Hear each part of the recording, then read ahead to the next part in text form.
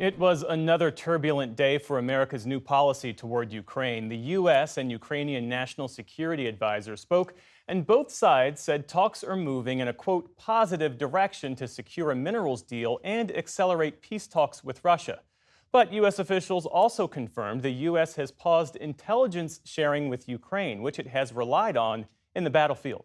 Nick Schifrin joins us now with the latest. So, Nick, what has the U.S. paused and how important is it? Senior U.S. officials today confirmed that as part of the overall pause ordered by President Trump that includes military aid, all intelligence and information sharing will be paused. And that was confirmed this morning on Fox Business by CIA Director John Ratcliffe.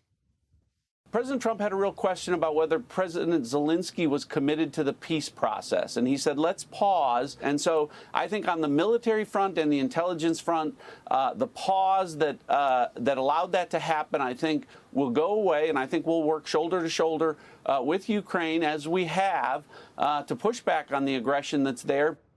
Now, the U.S. provides both offensive and defensive intelligence information to Ukraine. Let's talk about the defense first. The U.S. gives Ukraine radar and situational awareness of Russian launches inside of Russia and Belarus. Think Russian jets with bombs that hit Ukraine, Russian drones, Russian missiles. A U.S. official and a congressional official understand to me that this kind of, quote, imminent force protection will be exempted. And that means that the air defense cooperation, the air alert system cooperation will continue in Ukraine. Here's the offensive, though. Two congressional officials and a military official confirmed to me that the U.S. has paused assistance that allows Ukrainian strikes into Russia. Offensive strikes will be more precise. Ukraine can already launch these strikes by themselves into Russia, but without U.S. assistance, they will be much less precise. Now, the U.S. also provides targeted assistance to Ukrainian soldiers on the front lines inside of Ukraine. It is not clear if that assistance is being affected so far, Jeff. But bottom line, a U.S. official tells me that depending on the extent of this pause, quote, it will cost Ukrainian lives, unquote. There's also a strategic effect. European officials continue to tell me they feel that there is a genuine transatlantic break, and the most recent evidence of that came today. French President Emmanuel Macron said something that he really hasn't said publicly before, that he will consider using French nuclear weapons to replace the protection of U.S. nuclear weapons that the U.S. has provided for the last few decades. And he said this about a European plan for Ukraine.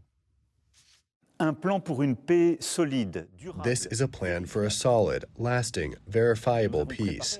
I would like to believe that the United States will stay by our side, but we have to be ready if this isn't the case. That is a pretty fundamental but from America's oldest ally. Yeah, indeed. Separately, Nick, what did the U.S. announce today on how it's aiming to negotiate Mideast peace? For the first time in known memory, the United States is negotiating directly with a foreign terrorist organization.